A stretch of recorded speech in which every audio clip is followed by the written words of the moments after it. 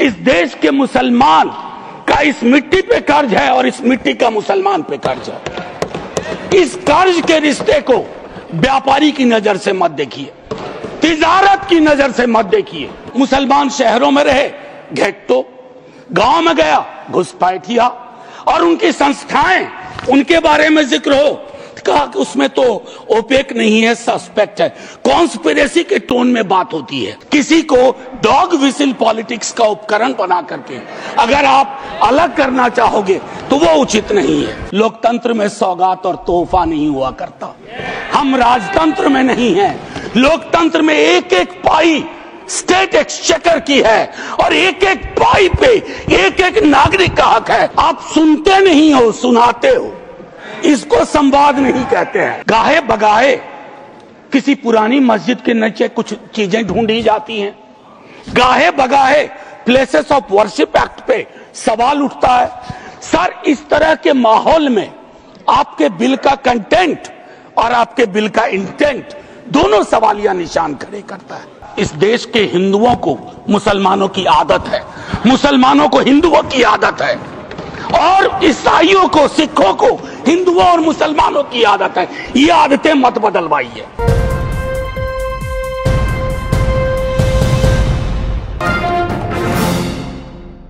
शुक्रिया माननीय vice chairman साहब। सुकून भी है, अच्छे माहौल में बातचीत हो रही है, और आप वहां हैं तो आपके पास अग्निशामक यंत्र भी रहता है आग बुझाने के लिए। ये मैंने महसूस किया है। माननीय उपसभापति महोदय, इस विधेयक पर अपनी आपत्तियां और अपनी आलोचना माननीय मंत्री जी के समक्ष रखूंगा। बिल के मसौदे पे बिंदुवार आऊंगा, लेकिन उससे पहले मैं चंद बातें रखना चाहता हूं। वो ये है माननीय वाइस चेयरमैन साहब, क्योंकि किसी भी आर्टिकल को जब हम पढ़ते हैं संविधान की इस किताब में कि 14 क्या कहता है, 25 क्या कहता है, 26 क्या कहता है, उसकी इबारत पढ़ने से पूर्व कॉन्स्टिट्यूएंट असेंबली की डिबेट को देखना चाहिए कि उस आर्टिकल के बनने में किस तरह के विचार आए थे। संभवतः माननीय मंत्री जी अगर आर्टिकल 26 ABC की पूरी प्रस्तावना को, उस डिबेट को पढ़ते तो शायद उनका काम एक नॉन स्टैट्यूटरी बॉडी से भी चल जाता, बशर्ते इसके कि इस तरह की चीजें लाएं। आज के आपके समक्ष जब बोल रहा हूं, मेरे पार्टी के राष्ट्रीय अध्यक्ष एम्स में इलाजरत हैं, लेकिन वो गौर से देख रहे होंगे। कल उनके एक वीडियो को कट करके खूब चलाया गया। सर, पूरा संवाद तो देखिए, और अगर उन्हीं को चलाना है तो उनकी तो न्याय, सामाजिक सौहार्द के बारे में इसी पार्लियामेंट में बहुत सारी स्पीचेज हैं, उसको सुना जाए। बहरहाल सर, मैं क्यों कह रहा था आर्टिकल के बनने की बात, होता यूं है सर, यूनिफॉर्म सिविल कोड पे बहुत चर्चा हुई, आर्टिकल 44, लेकिन कहा कि देश का माहौल तकसीम के बाद, पार्टीशन के बाद, बंटवारे के बाद ट्रस्ट डेफिसिट था समुदायों के बीच में, तो उसको सेल्व किया गया, डायरेक्टिव प्रिंसिपल्स में रख दिया गया। जैसे संपत्ति के बंटवारे की बात, आय के असमान वितरण की बात भी डायरेक्टिव प्रिंसिपल्स में आई, 38(2) एंड 39 क्लॉज C। मैं जानता हूं आज दोनों ही पक्ष आए हैं तैयारियों के साथ, हम गर्दनों के साथ हैं, वो आरियों के साथ। मैं आपके माध्यम से माननीय वाइस चेयरमैन साहब, कोई बात तलखी में नहीं बोलूंगा। किसी को आरी लेकर सदन में प्रवेश करने की अनुमति नहीं है। बिल्कुल सर, आप जिंदाबाद रहें। सर एक चीज, देश का माहौल, और ये मैं गंभीरता, गर्दन लेकर आ सकते हैं जी, आरी लेकर नहीं आ सकते। सर, देश का माहौल कैसा है, इस पे एक नजर डाला जाए। गाहे बगाहे इकोनॉमिक बाइकॉट की बात होती है। गाहे बगाहे किसी पुरानी मस्जिद के नीचे कुछ चीजें ढूंढी जाती हैं। गाहे बगाहे प्लेसेस ऑफ वर्शिप एक्ट पे सवाल उठता है।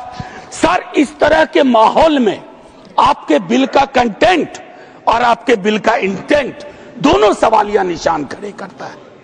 ये महत्वपूर्ण है। चिंता इस बात की नहीं है, अभी चुन के आए हैं, हम भी चुन के आए हैं, लेकिन चुन के आने के बाद बहुमत विजडम की गारंटी नहीं होता है। आप लोग अक्सर ये सोचते हैं कि बहुत बड़ी बहुमत है तो सारा विजडम आप ही के पास है। सर, माननीय सभापति महोदय, खान पान, वस्त्र, आभूषण, भाषा, इबादत, इतनी तकरार, उसमें क्या होता है ना, एक समुदाय को लग रहा है। सर, मैं आपके माध्यम से एक चीज कहना चाहता था। मेरी भतीजी ने मुझसे, मुंबई अभी गया था, पूछा काका मार्जिन क्या होता है, तो मैंने उसको बताया कि बचपने से हम लोगों को कॉपी में मार्जिन छोड़ने के लिए बताया जाता है, हाशिया। सर, हमें आदत बन गई है हाशिए पे लोगों को छोड़ने की। हम लगातार समुदायों को हाशिए पे छोड़ रहे हैं। माननीय उपसभापति महोदय, मैं ये कहूंगा, प्रेमचंद ने एक कहानी लिखी थी, ईदगाह। हमारे सारे साथियों ने पढ़ी होगी। ईदगाह में हामिद ने अपनी दादी अमीना के लिए चिमटा खरीदा। क्या हम में से कोई बता सकता है कि दुकानदार हरिंदर था या सोहाबुद्दीन था? कोई नहीं बता सकता। लेकिन आज क्या चल रहा है, हामिद खरीदेगा तो वही खरीदेगा, हरिंदर खरीदेगा तो वो हरखू के पास जाएगा।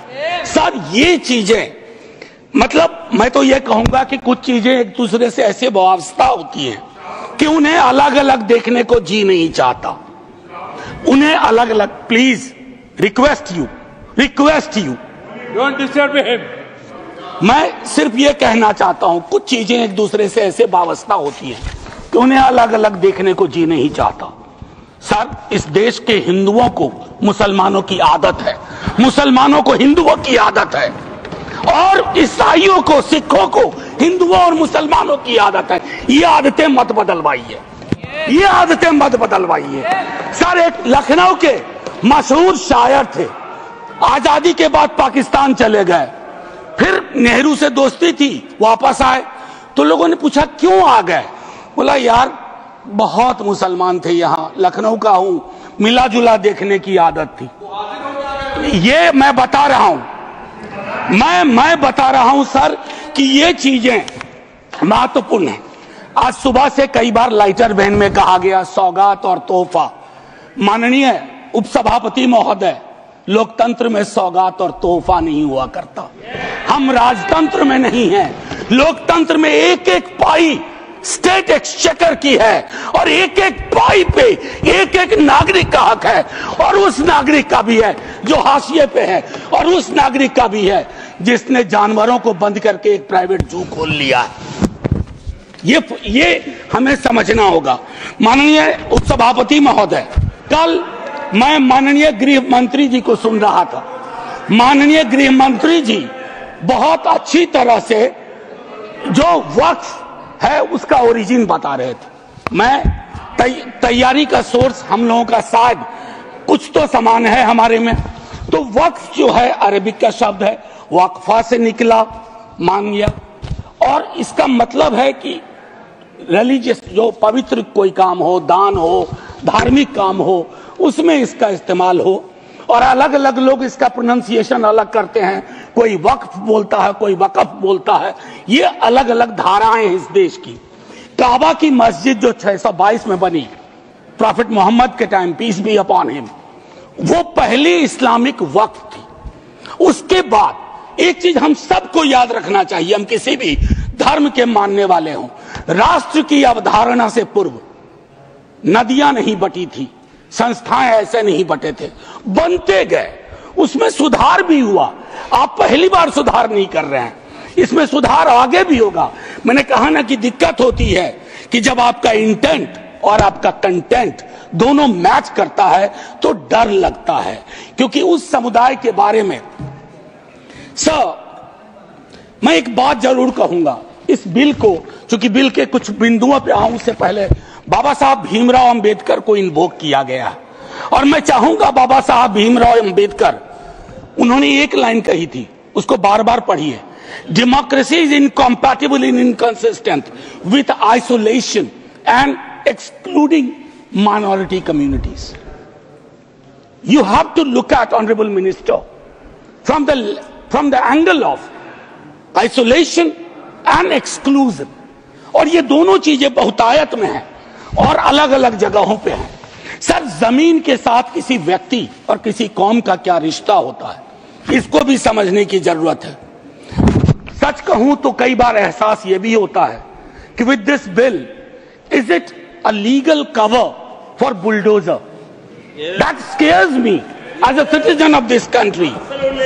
कमाल की बात है, मुसलमान शहरों में रहे, घेट्टो, गांव में गया घुसपैठिया, और उनकी संस्थाएं, उनके बारे में जिक्र हो, कहा कि उसमें तो ओपेक नहीं है, सस्पेक्ट है। कॉन्स्पिरेसी के टोन में बात होती है, कॉन्स्पिरेसी के टोन में। सर, ये उचित नहीं है। आज ही आप ही के सदस्य कहते हैं, राधा मोहन जी, कि 20 करोड़ मुसलमान। सर, अगर एक घर में एक सदस्य मुसलमान है, क्या आप उसको एलिनेट होने दीजिएगा या उसको जोड़ के रखिएगा? उसकी शिकायतों को और उनसे जो शिकायतें हैं वो कैसे दूर होंगी? बैठ करके दूर होंगी। किसी को डॉग विसिल पॉलिटिक्स का उपकरण बना करके अगर आप अलग करना चाहोगे तो वो उचित नहीं है। माननीय उपसभापति महोदय, आपने कहा, मेरे कई सदस्यों ने कहा, नॉन मुस्लिम्स को, मैं तो बड़ा तारीफ करूंगा, खड़ा हो जाऊंगा पक्ष में, अगर इतना सेक्युलर मिजाज इस देश का कर दीजिए कि हर धर्म के संस्थाओं में दूसरे धर्म के लोग हों। इस्लामिक कम्युनिटी में डालिए तो हिंदू में डालिए, सिखों में डालिए, क्रिश्चियंस में डालिए, तब न बात होगी। या सिर्फ तय कर लिया कि सारे प्रयोग या सारा संयोग मुसलमानों को लेकर के होगा? यह उचित नहीं है माननीय उपसभापति महोदय। इसमें क्या है, मैं दूसरी चीज कहूंगा कि संपत्ति वक्फ की है अतिक्रमण के पंजीकरण के संदर्भ में। मेरे संजय जी कह चुके हैं, आपकी खुद की एफिडेविट है कि कितना डिजिटलाइज हो गया है, कितना इंक्रोचमेंट हुआ। एक छोटी सी बात कहूंगा कि एक बहुत बेहतर चीज आपने कही थी और मैंने नोट किया था सर, एक कायदे से, सॉरी, नहीं, ढूंढने में जो समय लगेगा, नहीं सर, नहीं मिल गया सर, वो एक्चुअली सर, एक मिनट सुनो सही सर, सुनो, ढूंढने में जो समय लगेगा उतना अतिरिक्त समय आपको मिलेगा। Thank you sir. इन्होंने कहा, अब देखिए कि 30 बरस में, प्लीज जयराम जी, 30 बरस में सिर्फ 8। सर, मैं इस बोनहोमी को तो धन्यवाद कहता हूं, लेकिन इससे मुझ जैसे सदस्य को थोड़ी दिक्कत होती है अपनी बात रखने में। बाकी अपने प्यार के लिए बहुत जगह है इजहार के लिए। मैं सिर्फ ये कह रहा हूं, 30 बरस में सिर्फ 8 केसेस आए। क्या कर रहे हैं हम सर? अब वक्फ बाय यूजर, ये बहुत इंटरेस्टिंग चीज है। किसी भी समुदाय की एक स्मृति होती है। माननीय सभापति महोदय, आप मुझे देखिए, मैं भी आप ही को देखूंगा। किसी भी समुदाय की एक स्मृति होती है। कोई मस्जिद कब से यूज में है, कागजात ढूंढोगे। मैं अभी अपने बिहार का अनुभव बताता हूं। हम बहुत छोटी जोत के किसान परिवार से आते थे, दादा के टाइम से। सर, अभी वहां सर्वे हो रहा है, कागज हमें अपने घर में नहीं मिल रहा है सर। ये और सर्वे ही बंद कर दिया बिहार की सरकार ने। तो मैं ये कह रहा हूं कि पूरे समुदाय को कटघरे में खड़ा करने के लिए आप यूं ही एक आम अदना मुसलमान शहरी, अदरवाइज वो परेशान है। पुरानी संपत्ति है, लैक ऑफ टेक्निकल एक्सपर्टीज नहीं है, कहां से लाए? सब विवाद में आ जाएंगे, लिटिगेशन का एक पहाड़ खड़ा हो जाएगा हमारे समक्ष। और हां, आप डीएम को बहुत काम पकड़ाते हो। बेचारा डीएम लोकल लेवल पे हम कहते हैं ट्रैक्टर बन के रह गया है। जितनी आपकी योजनाएं हैं, जयंत भाई की विभाग की योजनाएं हो, किसी की डीएम नोडल ऑफिसर, और हम ये मान के भी चलते हैं कि डीएम है तो ज्ञान का सारा भंडार उसके पास है। डीएम को एक एक महकमे की मीटिंग का टाइम नहीं मिलता है, क्या क्या करेगा डीएम। मैं आपके माध्यम से माननीय सभापति महोदय, वीकर सेक्शंस की बड़ी चर्चा इसमें की गई है। कम से कम पसमानदा, अपने हिंदू समाज में भी पसमानदा बहुत बड़े। जब जब आप लोगों के पास आग्रह करता हूं 0 आवर के माध्यम से या किसी उपकरण से कि साहब कास्ट सेंसस करवा दो, तो आप चुप हो जाते हैं। अभी संजय जी ने कहा कि भगवान ने अगर ये व्यवस्था नहीं बनाई ऊंच नीच की, जाति व्यवस्था की, तो भगवान के समक्ष जो इबादत का है, जो मंदिर है, वहां क्यों ये व्यवस्था बनी रहे? क्यों नहीं आरक्षण हो? क्यों नहीं हम सुनिश्चित करें कि पूजा पद्धति किसी एक जाति विशेष के हाथ में ना हो, हर कोई उसमें भागीदारी कर सके? सर तब तो जो राष्ट्र की संकल्पना थी हमारी, हम उसको साकार कर पाएंगे। अब देखिए कंसल्टेशन, रिजिजू जी बहुत इनोसेंट चरित्र के हैं, बहुत इनोसेंट चेहरा भी है। कंसल्टेशन के इतने आंकड़े बता दिए, इतने आंकड़े बता दिए। अब भूपेंद्र जी आप उठते हैं, लगता है पॉइंट ऑफ ऑर्डर ले लीजिएगा। हाँ sir, consultation, there is absolute lack of consultation. Consultation is not about we called so many meetings. Consultation is about did you listen to them? सुना या सुना दिया?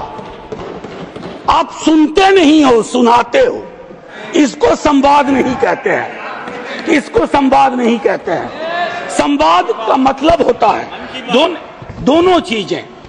और एक चीज मैं कहूंगा और वही खत्म करूंगा, संस्थागत गैर मौजूदगी मुस्लिम्स की आप इंश्योर कर रहे हैं। मैं आज इतिहास के इस कालखंड में हूं, माननीय लीडर ऑफ द हाउस है, हमारे साथी है यहाँ।